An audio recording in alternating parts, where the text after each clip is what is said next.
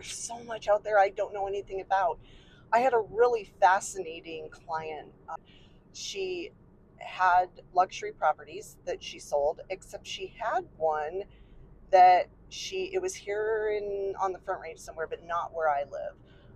And she said, "Yeah, I've been selling these properties for years. This one isn't moving. It's almost like it's invisible. But there are properties around it that are selling $1 million homes, selling like hotcakes. And I can't even get showings in this house. I have no idea what's happening. I've had it cleared. Somebody else had gone in and done like a energy clearing on it. She said, I'm open to getting rid of it. I'm ready for it to go. I don't feel like I'm holding on to it subconsciously. So she was really like in tune with that kind of stuff.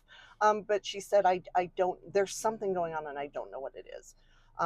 So I go to do the journey, and when we show up, it's gorgeous. And there's nothing like, this is a meditation journey. I wasn't physically on the property. Um, so we're walking through the property, like we're going through the rooms, and I'm trying to get a feel for what it is that's holding the sale back.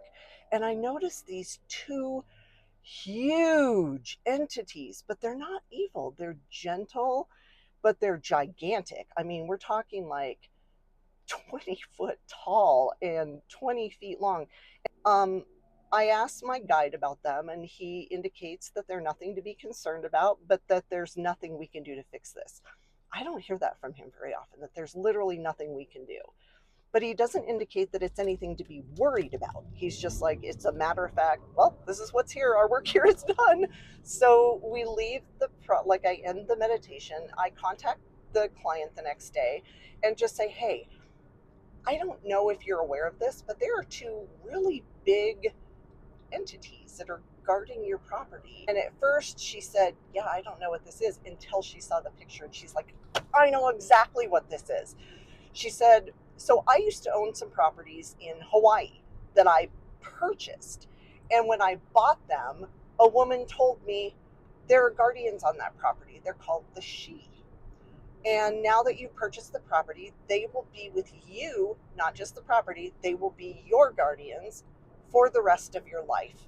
This had been decades before, so she had forgotten about it, probably didn't take it very seriously, but they were still with her and they were on this property. It was associated with her. They had now associated themselves with that property and were literally making it so protected that it was invisible from buyers.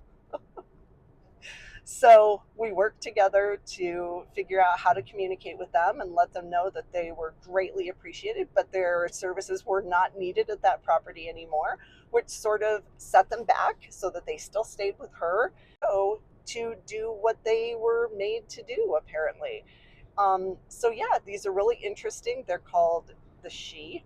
Some people call them foo dogs. I didn't get the impression they liked that terminology, so we've always referred to them as the She. I don't know a lot about this.